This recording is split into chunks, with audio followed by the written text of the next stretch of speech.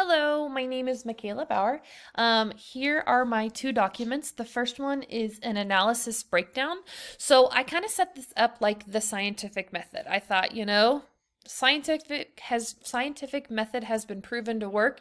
If it's not broke, let's not fix it. So I kind of set up this breakdown sheet in that theme. So first we would start by setting up, finding a moderator, a timekeeper, and then making sure everyone has the data. Then step two, you would pose a question about the data. And there's some space to write. Step three, you would make an educated prediction. So what do you think that is going to come out with the data? So some more room to write. And then you're going to finally research the data. Maybe while you're researching, you'll have some room to type some thoughts that come up, add some things you didn't think was going to come about.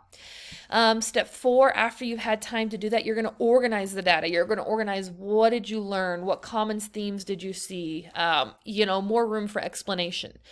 And then finally, you're going to discuss with your group about maybe what is some things they found that you didn't see, or maybe did you guys walk away with a new general perspective? So that's the analysis breakdown.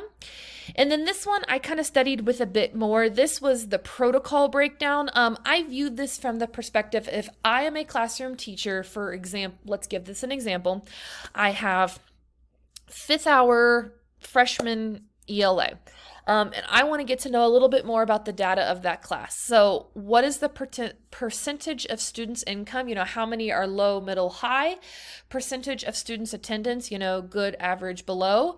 Percentage of students at grade level, how many do we have above, at, or below?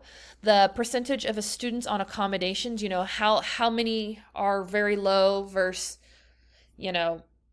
they don't need much accommodation, they need some accommodation, they need a lot of accommodation.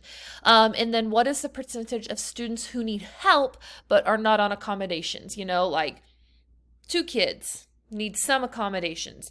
1 kid needs little accommodations and like 5 need a lot. So after you analyze that, you can type some common themes. The next part is you can see what are the goals to get students on grade level. And then lastly, what is going to be your steps to finding solutions to help these students? So this is my data breakdown.